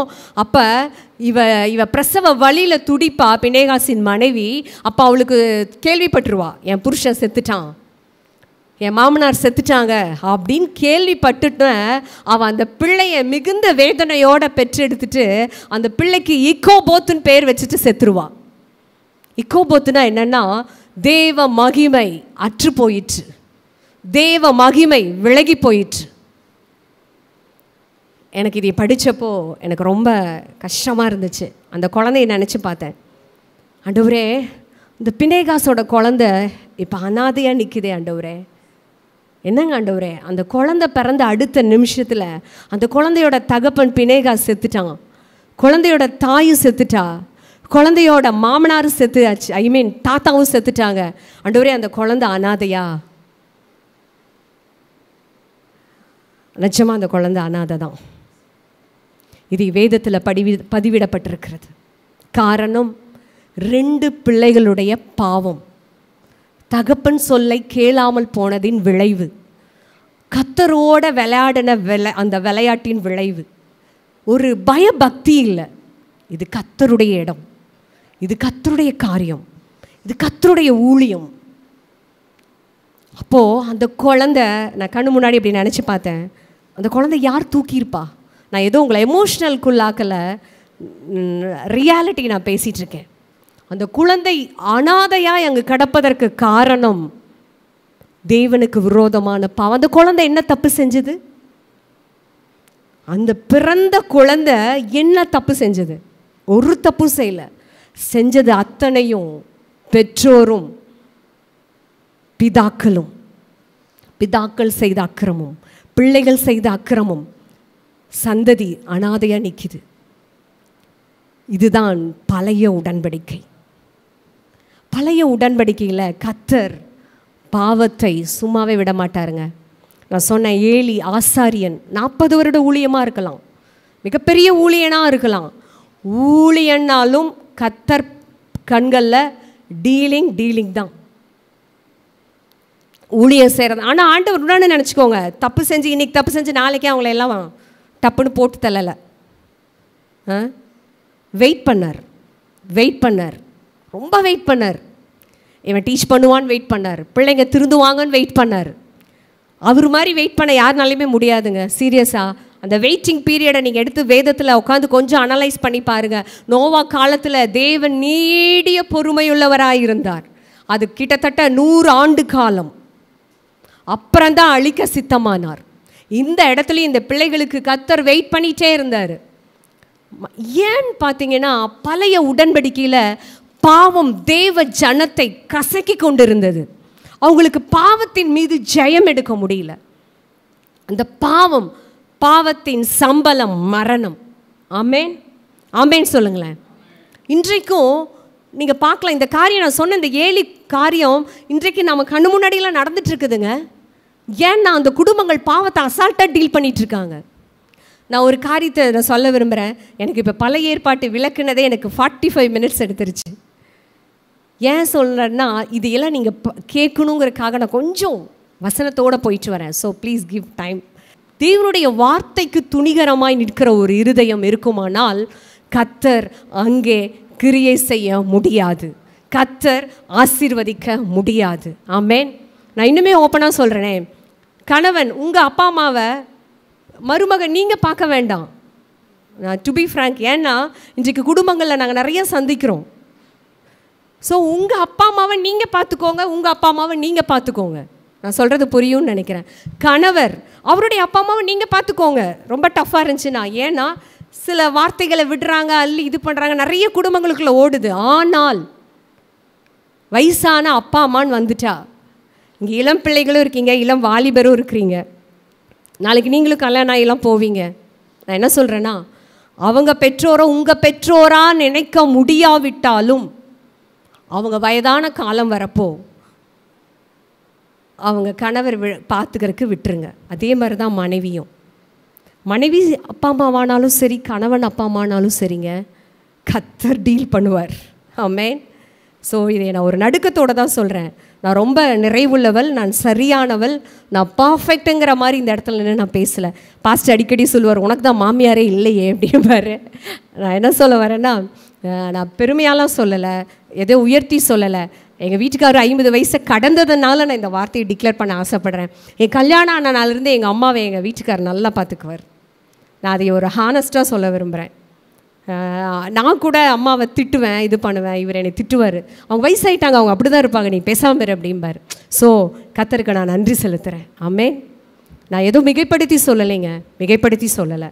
இதை தவிர நான் வெளியே வேறு நிறைய விஷயம் பார்ப்பேன். நான் திட்டுவேன், நீங்கள் எங்கள் அம்மாவுக்கு செஞ்சீங்கன்னா பாருங்கன்னு நான் திட்டுவேன். ஏன்னா அவங்க வயதான நிமித்தம் சில நேரம் காலம் புரிஞ்சிக்காமல் சிலதெல்லாம் கேட்பாங்க.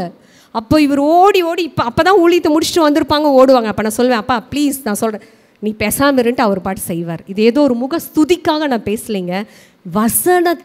அப்போ தான் நான் நினைப்பேன், ஆண்டவரே இதில் நான் இன்னும் என்னை கரெக்ட் பண்ணிக்கணும்னு நினைப்பேன். நான் இன்னும் எங்கள் அம்மா கிட்ட நான் இன்னும் கொஞ்சம் பொறுமையாக நடந்துக்கணும்னு நான் நினைப்பேன். ஸோ நான் என்ன சொல்ல வரேன்னா, பெற்றவர்கள் வந்துட்டா உங்கள் அப்பா அம்மா எங்கள் அப்பா அம்மாலாம் நீங்கள் டீல் பண்ணிடாதீங்க.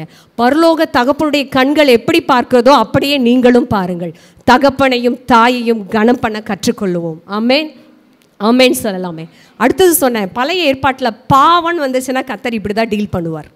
இப்போயும் டீல் ஆகிட்டு தான் இருக்குது. ஏன்னா அவங்க பாவத்தை ரொம்ப அற்பமாக இல்லை, துணிகரமாக செஞ்சிட்ருக்காங்க இன்றைக்கு. ஆனால் புதிய உடன்படிக்கையில் கிறிஸ்து, ஆமென், எல்லா தேவனுடைய மகிமையை, அவருடைய கனத்தை எல்லாத்தையும் விட்டுட்டு மனுஷ ரூபமாக, மனுஷ சாயலாக, ஒரு சாதாரண ஒரு தாய்க்கு கண்ணியின் வயிற்றில் ஆண்டவராக இயேசு கிறிஸ்து வந்தார். ஆமேன் சொல்லுங்களேன். ஆமேன். அவரை குறித்து பரிசுத்த ஆவியானவர் எழுதி வைத்திருக்கிற வார்த்தையை நம்ம சீக்கிரமாக வாசிக்கலாம். நான் சீக்கிரமாக முடிக்க ஆசைப்படுறேன், கொஞ்சம் தாமதம் ஆகிவிட்டது. ஓகே, லூக்கா 2:51 பரிசுத்த ஆவியானவர் கிறிஸ்துவை குறித்து எழுதின வசனத்தை நம்ம படிக்கலாம். பின்பு அவர், யாரு? இயேசு, யாருடனே? பெற்றோருடனே கூட போய் நாசரேத்தூரில் சேர்ந்து அவர்களுக்கு கீழ்ப்படிந்திருந்தார். கைத்தட்டலாமே. இயேசு கீழ்ப்படிந்திருந்தார். யாருக்கு? தன்னை பெற்றெடுத்த தன்னுடைய பெற்றோருக்கு இயேசு கீழ்ப்படிந்திருந்தார். என்ன ஒரு சாட்சி! நிஜமா சொல்றேன், இயேசு கிறிஸ்துவை தவிர வேற யாரையுமே நீங்க ரோல் மாடலா வைக்காதீங்க, சோர்ந்து போயிடுவீங்க. கிறிஸ்துவ வாழ்க்கையில் வேற யாரையுமே ரோல் மாடலாக வைக்காதீங்க. எந்த ஊழியரையும் வைக்காதீங்க, எந்த ஊழியக்காரியும் வைக்காதீங்க. இயேசு கிறிஸ்துவை மாத்திரம் வைங்க. வேற யாரை வச்சாலும் நீங்க சோர்ந்து போயிடுவீங்க. பேசுகிற என்னையும், I am not a role model. இயேசு கிறிஸ்து மாத்திரமே எல்லாருக்கும் முன்மாதிரி. ஆமென் சொல்லுங்களேன். பரிசுத்த ஆவியானவர் இயேசுவை குறித்து எழுதி வைத்திருக்கிறார். அவர் கீழ்ப்படிந்திருந்தாராமா. ஏங்க, யார் அவரு? யார் இந்த இயேசு கிறிஸ்து? தேவனுடைய தற்சுரூபம், தேவனுக்கு சமமானவர், தேவனுக்கு இணையானவர், சர்வத்தையும் உண்டாக்கினவர். உங்களுக்காக எனக்காக பாவத்தை ஜெயிக்கும்படி இந்த பூமியில சாதாரண ஒரு தச்சனுடைய மகனாய் தன்னை வெளிப்படுத்தினார், ஏழ்மையின் கோலமாய். என்னை அவர் எவ்வளோ தன்னை தாழ்த்தி இருக்கிறார். தாய், அந்த தாயோட வயிற்றில், கண்ணியின் வயிற்றில் ஒரு சாதாரண ஒரு யோசேப்புக்கும் ஒரு சாதாரண ஒரு மரியாளுக்கும் மூத்த ஆண்மகனாய் இந்த பூமியில் பிறந்த அவர் தன்னுடைய 30 வயது வரைக்கும். இன்னைக்கு பிள்ளைங்கள்லாம் கொஞ்சம் வயசு வந்துட்டாவே, அம்மா உங்களுக்கு என்ன தெரியும், உங்களுக்கெல்லாம் அதெல்லாம் ஒன்றும் தெரியாதுமா. ஆனால் ஆண்டவராக இயேசு கிறிஸ்து 30 வயது வரைக்கும் தன் பெற்றோர்களுக்கு கீழ்ப்படிந்திருந்தார். ஆமென். 30 வயசு எங்கிங்க? 30 வயசு எங்க? கீழ்ப்படிந்திருந்தார். இதை வாசிட்டு, இதை கட்டாயம் இதை வாசிக்கணும். பிலிப்பியர் 2 அவருடைய அதாவது பெற்றோருக்கும் கீழ்ப்படிந்திருந்தார். அடுத்தது பிலிப்பியர் 2 எடுங்களேன் தயவா, எல்லாரும் இந்த வசனத்தை திருப்பலாம். பிலிப்பியர் பிலிப்பியர் 2வது அதிகாரம் இயேசு கிறிஸ்துவை குறித்து நம்ம வாசிக்கலாம். கிறிஸ்து இயேசுவில் இருந்த சிந்தையே உங்களிலும் இருக்க கடவுது. 6வது வசனம் 2:6.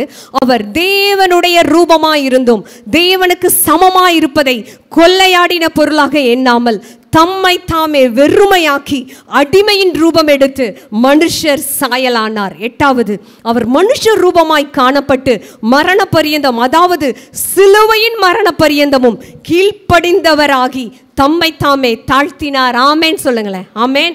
எங்க அவர் சாதாரணமானவர் இல்லைங்க, கடவுள் மனிதனானார். வேதம் சொல்லுது மனுஷ ரூபம் எடுத்தார். மனுஷ ரூபம் ஒரு அடிமையின் ரூபம். எதற்காக? உங்களுக்காக, எனக்காக, நம்மை வாழ வைக்காம நசுக்கி கொண்டிருந்த அந்த பாவத்தை ஜெயிக்கும்படியாக, வேத வசனத்துக்கு நாம் கீழ்ப்படுகிற இருதயம் உண்டாகும்படியாக, தம்முடைய சபையை எல்லா சாபத்திலிருந்து மீட்டு கொள்ளும்படியாக, இன்னும் சொல்ல போனால் நம்முடைய சந்ததியை வாழ வைக்கும்படியாக, நம்முடைய தலைமுறையை வாழ வைக்கும்படியாக இயேசு அடிமையின் ரூபம் எடுத்தார். ஆமென். மனுஷ ரூபமாய் காணப்பட்டு சிலுவை மரணத்திற்கு தன்னை ஒப்பு கொடுத்தார். ஆமென் சொல்லுங்களேன். எங்க சிலுவையின் சாவுக்கு தன்னை ஒப்பு கொடுத்தார். இருக்கிறதுலேயே கொடூரமான சாவு சிலுவை மரணம். அந்த வரலாறுல எத்தனையோ பாஸ்டர் அதை விளக்கி சொல்லியிருக்காரு. எத்தனையோ குற்றத்துக்கு தண்டனை வந்துச்சு. ஆனால் ஆண்டவராகிய இயேசு கிறிஸ்து ரோமர் போர்க்காலத்தில் அந்த சிலுவை மரணம் விதிக்கப்பட்ட அந்த வரலாற்றை தெரிந்தெடுத்தார். கொடூர சாவை தெரிந்தெடுத்தார். சிலுவையின் கொடூர சாவை தெரிந்தெடுத்தார். தெரிந்தெடுத்தது மட்டும் இல்லைங்க, பிதாவுக்கு கீழ்ப்படிந்து வந்தார். ஆமென். என்ன தெரியுமா கீழ்ப்படிஞ்சாரு? பிதா கேட்டாரு, யார் இந்த பாவ ஜனத்தை மீட்டெடுப்பான்னு சொன்னாரு. அதுக்கு ஆண்டவராக இயேசு கிறிஸ்து திருத்துவத்தின் 2ஆம் நபர் பிதாவை பார்த்து சொன்னார், நான் இவர்களுக்காக போகிறேன், நான் இவர்களுக்காக என் மகிமையை இழக்கிறேன், நான் இந்த ஜனத்துக்காக அடிமையின் ரூபம் எடுக்கிறேன், நான் இந்த ஜனத்துக்காக சாபமாகிறேன், என்னை அனுப்பும். நான் இதோ சங்கீதங்களில் தாவீது பயங்கரமான தீர்க்கதரிசனம் எழுதி வச்சிருக்காரு. இதோ என்னை அனுப்பும், அடியேன் போகிறேன். துரோகிகளுக்காக நமக்காக வரத்தை பெற்றார். என்ன வரம் தெரியுமா? மனுஷ வரத்தை பெற்றார். ஆமென்.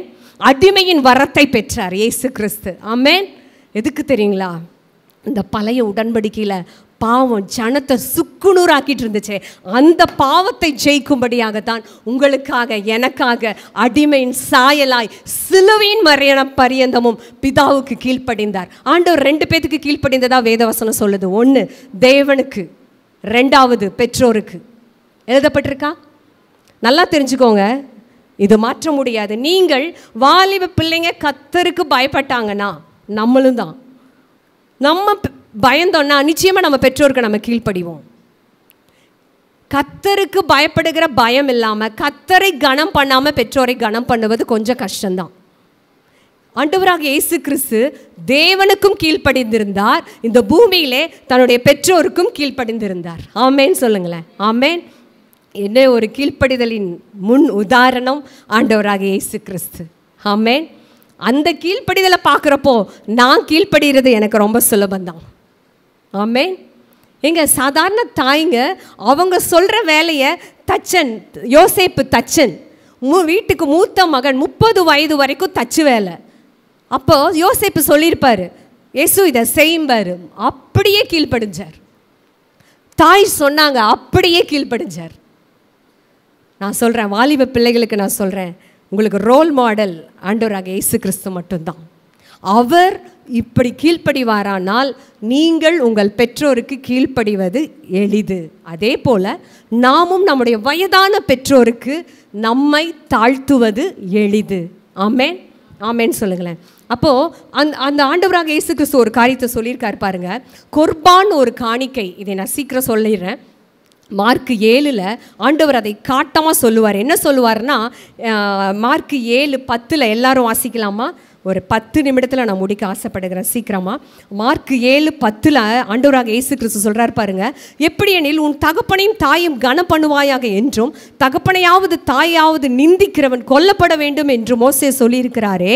அடுத்து சொல்கிறார் பாருங்க, நீங்களோ ஒருவன் தன் தகப்பனையாவது தாயாவது நோக்கி உனக்கு நான் செய்யத்தக்க உதவி எது உண்டோ அதை கொர்பான் என்னும் காணிக்கையாக கொடுக்கிறேன் என்று சொல்லிவிட்டால் அவனுடைய கடமை தீர்ந்தது என்று சொல்லி அவனை இனி தன் தகப்பனுக்காவது தாய்க்காவது யாதொரு உதவியும் செய்ய ஒட்டாமல் நீங்கள் போதித்த உங்கள் பாரம்பரியத்தினால் தேவ வசனத்தை அவமாக்குகிறீர்கள். இது போலவே நீங்கள் மற்றும் அநேக காரியங்களையும் செய்கிறீர்கள் என்று சொன்னார். இங்கே என்ன சொல்ல வர்றாருன்னா, இந்த பரிசேயர் என்ன பண்ணிட்டாங்கன்னா, உனக்கு அப்பா அம்மா வயசாயிட்டாங்களா, அவங்கள பார்க்க முடியலையா, இல்லை ஒரு கடினமாக இருக்கா, ஒன்றும் இல்லை, நீ தேவனுடைய ஆலயத்தில் கொர்பான் அப்படிங்கிற ஒரு அந்த காணிக்கைக்கு பேர் கொர்பான். அது என்னன்னா தேவனுக்கு கொடுக்கிற வெகுமதி.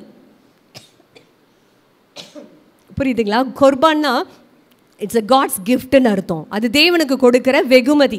அந்த கொர்பானை நீ ஆலயத்தில் செலுத்திடு, நீ காசை காணிக்கையே கொடுத்துட்டு போயிரு, கர்த்தர் உன் பெற்றோர்களை பார்த்து கொள்ளுவார் நீங்கள் சொல்லி வச்சிருக்கிற ஆண்டவர் பயங்கரமாக சொல்கிறாரு.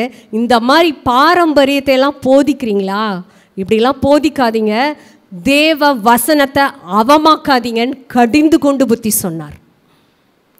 நீ சும்மா வருவ, என் பெற்றோர் வயசான அப்பா அம்மாவுக்கு செய்ய வேண்டிய உதவியை செய்யாமல் கோடிகளே கொட்டினாலும் கர்த்தர் ஏற்றுக்கொள்ள மாட்டார். காணிக்கை ரெண்டாவது. முதலாவது, நீங்கள் உங்கள் தகப்பனுக்கும் உங்கள் தாய்க்கும் செய்கிற உதவி தான் பரலோகத்தில் ரெக்கார்ட் ஆகும். நீங்கள் கொடுக்குற கோடிகள் ரெக்கார்ட் ஆகாது. எப்போ ரெக்கார்ட் ஆகாதுன்னா, செய்ய வேண்டியதை செஞ்சுட்டு செய்யணும். இங்கே என்ன பண்ணுறாங்கன்னா, பெற்றோரை அவங்க எங்களுக்கு பிஸி, நாங்களாம் வேலைக்கு போகிறோம். நான் சொல்கிறது இதுதாங்க அன்னைக்கும் நடந்துச்சு, இதே தான் அன்னைக்கும்.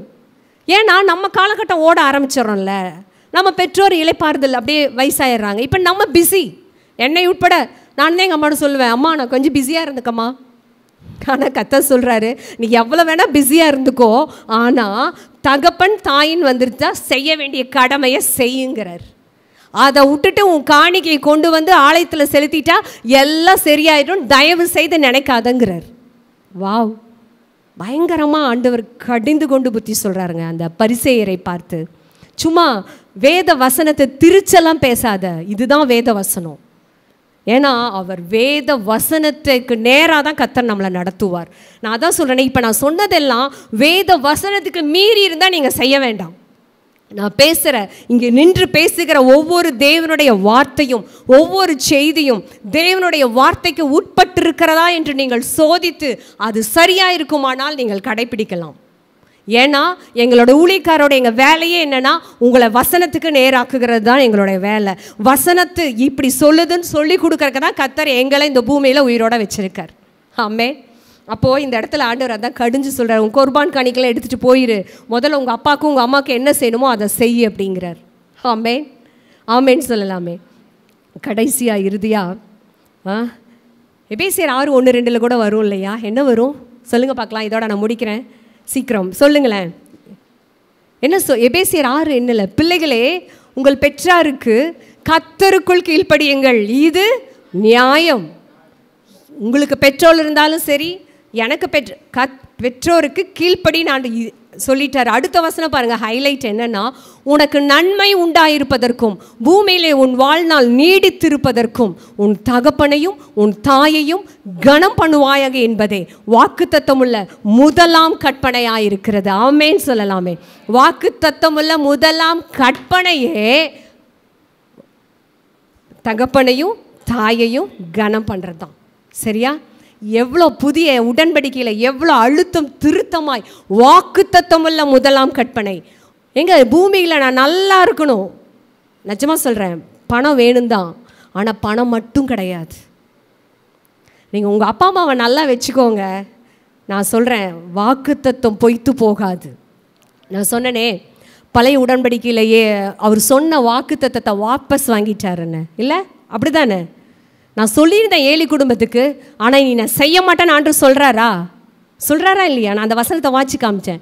இப்போ நான் உங்ககிட்ட சொல்லிட்டா, எல்லாவற்றையும் இந்த நியாயப்பிரமாணத்தோட எல்லா சாபத்தையும் ஏற்றுக்கொண்டவராய் சிலுவையில் இயேசு தொங்கினார்.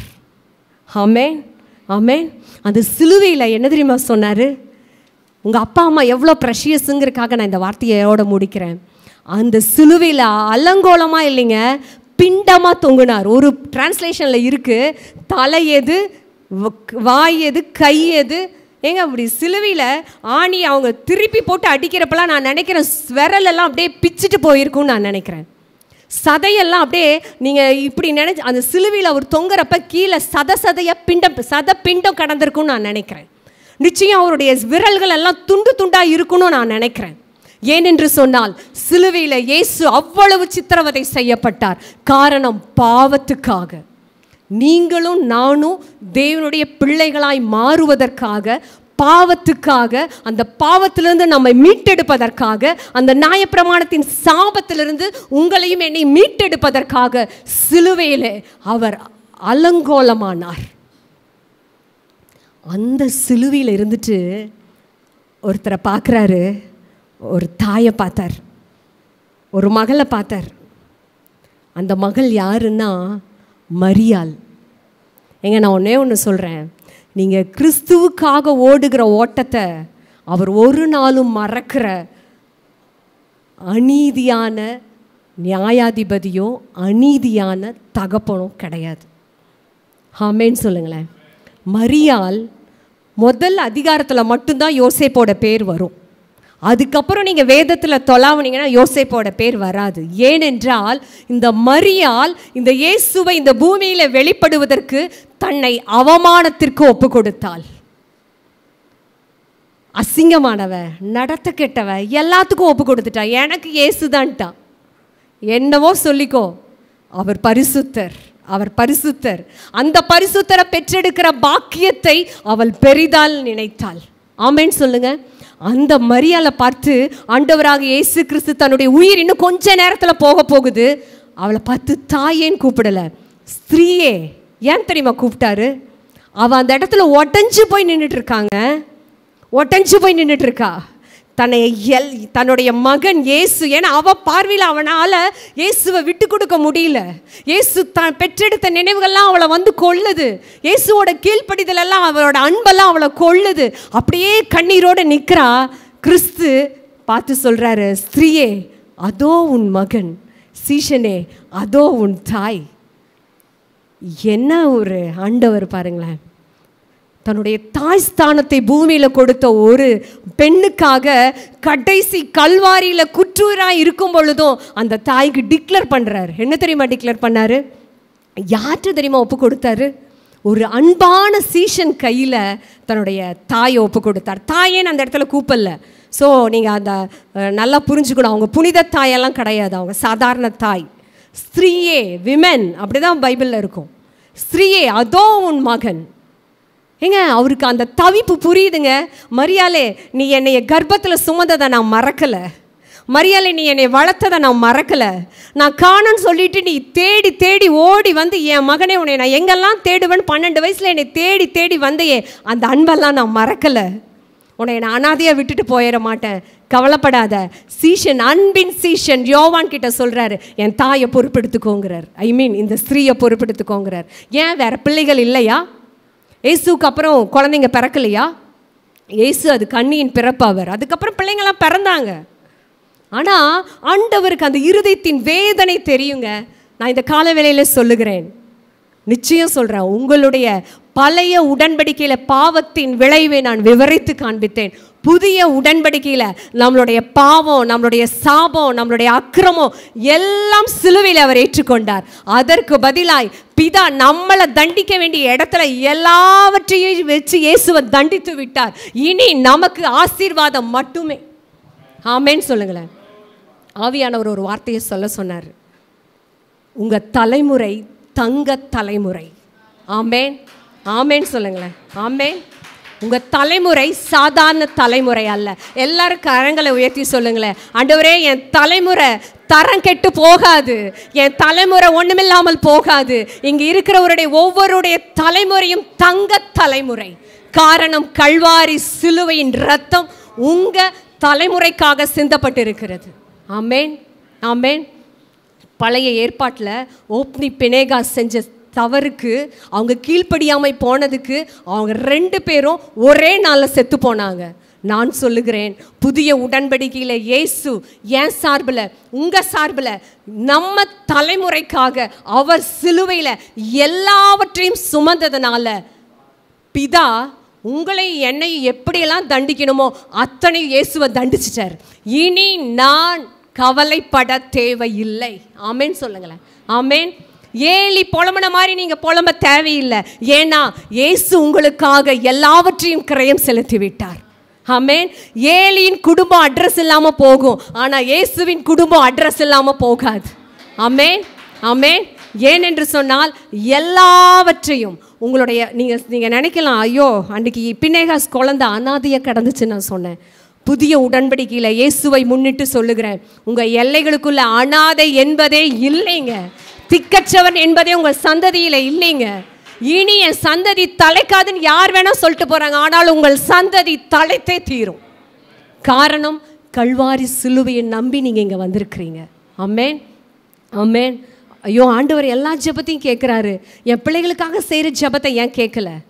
இப்படி யாராவது நினச்சிங்கன்னா நான் உங்களுக்கு சொல்கிறேன், இனிமேல் உங்களுக்கு அப்படி டிஸ்டர்பன்ஸ் வந்துச்சுன்னா வாயை திறந்து சொல்லுங்கள், என் தலைமுறை தங்க தலைமுறை. ஆமேன். ஆமேன். இந்த தலைமுறைக்கு விரோதமாய் உருவாக்கப்படும் எந்த ஆயுதமும் வாய்க்காது. ஆமேன். எந்த உரிமையில் சிஸ்டர் சொல்கிறீங்க?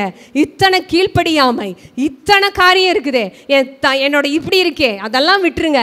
இயேசுவின் சிலுவையை நீங்கள் பாருங்கள். அந்த சிலுவையில் எல்லா சாபத்துக்கும் முடிவு வந்து விட்டது, எல்லா பாவத்துக்கும் முடிவு வந்து விட்டது, எல்லா கீழ்ப்படியாமைக்கும் முடிவு வந்து விட்டது. இனி கர்த்தர் உங்களை சொல்லுகிறார், உங்கள் பிள்ளைகளை பார்த்து, உன் பிள்ளைகள் கர்த்தருடைய பந்தியை சுற்றிலும் ஒளிவு மர கன்றுகளைப் போல் இருப்பார்கள். நீ கீழாகாமல் மேலாவாய், நீ வாலாய் இல்லாமல் தலையாயிருப்பாய். ஆமேன். ஆமேன். உன் பிள்ளைகள் எல்லாம் கர்த்தரால் போதிக்கப்பட்டிருப்பார்கள். உன் பிள்ளைகளின் சமாதானம் பெரிதாயிருக்கும். ஆமேன். காரணம் கல்வாரியின் சிலுவை. நீங்கள் ஒருவேளை பிசாசு உங்களுக்குள்ளே வந்துட்டு சில டிஸ்டர்பன்ஸ், மைண்ட் டிஸ்டர்பன்ஸ், இல்லை உன் தலைமுறை தலைக்காது, இல்லை இவ்வளோ பிரச்சனை இருக்குது, இல்லை இந்த சாபம் தீராது, இல்லை இல்லை அப்படின்னு உங்களுக்கு சில நேரம் போராட்டம் வந்துச்சுன்னா நீங்கள் இயேசுவின் ரத்தத்தை கொண்டு சொல்லுங்கள், என் தலைமுறை கிறிஸ்துவின் தலைமுறை, ஒன்றும் என் தலைமுறையை சேதப்படுத்த முடியாது, ஒன்றும் என் தலைமுறையை நசுக்க முடியாது. தேவன் அதற்கு அனுமதி கொடுக்க மாட்டார். நீங்கள் எழும்புவதை, இந்த உலகத்தில் நீங்கள் ஆசீர்வாதமாக இருப்பதை, உங்கள் தலைமுறைகள் எழும்புவதை எந்த ஒரு காரியமும் தடை செய்ய இந்த பூமிக்கு இயேசுவின் ரத்தம் அனுமதி கொடுக்கல.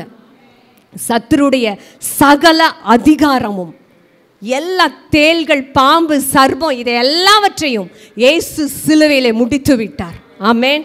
இனி நீங்கள் என்ன பண்ணணும்னா, இந்த வசனங்களை சொல்லி சொல்லி உங்கள் தலைமுறைக்காக நீங்கள் அறிக்கை செய்யணும், ஜெபிக்கணும். ஆமேன். இது திருந்தாது, இது நடக்காது, இது முடியாது. இந்த நேரத்தில் தான் நீங்கள் வசனத்தை எடுத்து இயேசுவின் ரத்தத்தை கொண்டு நீங்கள் அறிக்கை செய்யணும். ஜெபிக்கிற நேரம் முழங்கால் நேரம் மட்டும்தான் ஜெபமாக கிடையாது. ட்ராவல் பண்ணுறீங்க, எங்கேயாவது வண்டியில் போகிறீங்க, பேசிகிட்டே போங்க. ஏதோ ஒரு டிஸ்டர்பன்ஸ் ஆகுதா, இயேசுவின் ரத்தத்தை கொண்டு டிக்ளேர் பண்ணுங்க. பிசாசே கேட்டுக்கோ. we are not an ordinary family, we are a blood family. நாங்களாம் ரத்த குடும்பம், இயேசுவின் ரத்தத்தின் குடும்பம். என் குடும்பத்தை நீ தொட்ட நீ செத்த. மனுஷனை பார்த்து சொல்லாதீங்க, பிசாசை பார்த்து சொல்லுங்க. ஆமேன். இங்கே பாருங்க, ஏதோ இந்த அடிமட்டத்திலேயே போராடிட்டு இருக்க இயேசுவின் ரத்தம் சிந்தப்படலைங்க. உங்களையும் உங்கள் தலைமுறையையும் பூமியின் உயர்ந்த ஸ்தானங்களில் ஏறி வர பண்ணும்படி அந்த ரத்தம் உங்களை தெரிந்தெடுத்திருக்கிறது. உங்கள் தலைமுறை தலைமுறை தலைமுறையாய் இது கர்த்தருடைய சந்ததி எனப்படும். ஆமேன் சொல்லுங்களேன். ஆமேன். ஏதோ இனி ஒன்று இல்லை ஒன்று இதை பேசாதீங்க. கர்த்தருடைய வார்த்தையை கொண்டு, ரத்தத்தை கொண்டு உங்கள் குடும்பம் இனி எப்படி இருக்கணும் அதை பேசுங்க. ஆமேன். உங்கள் கண்ணு முன்னாடி ஒன்றுமே நடக்காத மாதிரி இருக்கும், பட் ஒரு நாள் வந்து நிற்கும். உங்கள் தலைமுறை உங்கள் கண்களுக்கு முன்பாக, கர்த்தருக்கு முன்பாக, மனுஷருக்கு முன்பாக பெரியவர்களாய் எழுந்து நிற்பார்கள். ஆமேன் சொல்லலாமே. ஆமேன். எல்லாரும் கண்களை மூடலாமா? நிச்சயம் ஒருவேளை இப்போ நம்ம இந்த வார்த்தையை படித்தோம், உன் தகப்பனையும் உன் தாயையும் கனம் பண்ணுவாயாக. இதில் நமக்கு எவ்வளோ ஏற்றத்தாழ்வுகள் இருந்தாலும் கிறிஸ்துவே நம்மளுடைய முன்மாதிரி. அவரை உள்ளத்தில் சுமக்கிற எனக்கு வார்த்தைக்கு கீழ்ப்படுகிறது எனக்கு லேசான காரியம். ஏன்னா பழைய ஏற்பாட்டில் கிறிஸ்து இல்லாமல் மனுஷன் போராடிட்டு இருந்தான். புதிய உடன்படிக்கையில் அந்த இயேசு உங்களுக்குள்ளே இருக்கிறார், உங்களுக்கு உதவி செய்ய உங்களோடு இருக்கிறார், உங்களை அவர் உங்களோடு இருக்கிறார். நீங்கள் தனியாக போராடணும்னு அவசியமே கிடையாது. கிறிஸ்துவின் பலன் உங்களுக்கு உண்டு, கிறிஸ்துவின் ஆசீர்வாதம் உங்களுக்கு உண்டு. அதனால் உங்கள் தலைமுறையாகட்டும், உங்கள் பிள்ளைகள் ஆகட்டும், அந்த கிறிஸ்துவின் ரத்தத்துக்கு வழியாக பாருங்கள். நிச்சயமாலுமே அப்படி பார்க்க கற்றுக்கொண்டுட்டீங்கன்னா நிச்சயம் சொல்கிறேன், உங்களுக்கு சோர்வு வராது. சோர்வு வந்தாலும் நீங்கள் அதை மேற்கொள்ளுவீர்கள். காரணம், நீங்களும் நானும் விலையேற பெற்ற மாசில்லாத குற்றமில்லாத ஆட்டுக்குட்டி ஆனவராகிய இரத்தத்துக்குள்ள கர்த்தர் நம்மை வைத்திருக்கிறார். துஷ்டன் இனி உன் வழியாய் வருவது இல்லை. உன் பிள்ளைகளின் சுக வாழ்வு துளிர்க்கும்.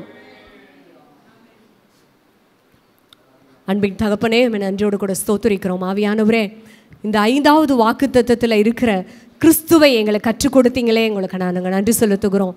என்னைய, எங்கள் சபை குடும்பங்களை, நாங்கள் எல்லாரையும் நாங்கள் ஒரு விசை அந்த கல்வாரிக்கு முன்பாக எங்களை நாங்கள் அர்ப்பணிக்கிறோம். ஆண்டவரே, அந்த கல்வாரியை நாங்கள் பார்க்கும் பொழுது இனி எங்கள் சந்ததி கைவிடப்படுவதில்லை. இயேசு கைவிடப்பட்டதுனால நாங்கள் இனி கைவிடப்படுவதில்லை. எஸ் லார்ட், உம்முடைய ரத்தம் எங்களுக்கு ஒன்றை அறிவிக்கிறது. நீ இனி கைவிடப்படுவது இல்லை என்று சொல்லி ரத்தம் எங்களோடு பேசிக்கொண்டே இருக்கிறது. ஆண்டவரே, அந்த ரத்தத்திற்கு எங்களை நாங்கள் மறுபடியும் நாங்கள் அர்ப்பணிக்கிறோம். ஆண்டவரே, எங்கள் குடும்பங்களை நாங்கள் அர்ப்பணிக்கிறோம், எங்கள் பெற்றோர்களை அர்ப்பணிக்கிறோம், எங்கள் பிள்ளைகளை நாங்கள் அர்ப்பணிக்கிறோம், எங்கள் சபைகளை நாங்கள் அர்ப்பணிக்கிறோம். எல்லாவற்றையும் இயேசுவின் ரத்தத்துக்குள்ளே அர்ப்பணிக்கிறோம். துஷ்டன் இனி எங்கள் வழியாய் வருவது இல்லை. அவன் முழுவதும் சங்கரிக்கப்பட்டான். Thank you Holi spirit. உங்கள் கரத்தில் எங்களை தாழ்த்தி அர்ப்பணிக்கிறோம். நீங்கள் செய்த ஊழியத்துக்காக நன்றி செலுத்துகிறோம். இயேசுவின் மூலமே கேட்கிறோம், ஜெபம் கேளும் நல்ல பிதாவே, ஆமென். கர்த்தர் உங்களை ஆசீர்வதித்து உங்களை காக்க கடவர். கர்த்தர் தம்முடைய முகத்தை உங்கள் மேல் பிரகாசிக்க பண்ணி உங்கள் மேல் கிருபையாக இருக்க கடவர். கர்த்தர் தம்முடைய முகத்தை உங்கள் மேல் பிரசன்னமாக்கி உங்களுக்கு சமாதானம் ஷலோம் கட்டளையிடுவாராக. ஆமென். நம்ம எல்லாரும் சேர்ந்து சொல்லலாம். என் ஆத்துமாவே கர்த்தரை ஸ்தோத்திரி, என் முழுவதுமே பரிசுத்த நாமத்தை ஸ்தோத்திரி. என் ஆத்துமாவே கர்த்தரை ஸ்தோத்திரி, கர்த்தர் செய்த சகல உபகாரங்களையும் மறவாதே. ஆமென். ஆண்டவராகிய இயேசு கிறிஸ்துவின் கிருபையும் பிதாவாகிய தேவனுடைய அன்பும் பரிசுத்த ஆவியானவருடைய ஆழமான ஐக்கியமும் இன்றும் என்றும் சதா காலமும் நம் அனைவரோடும் தங்கி இருப்பதாக. ஆமென். ஆமென்.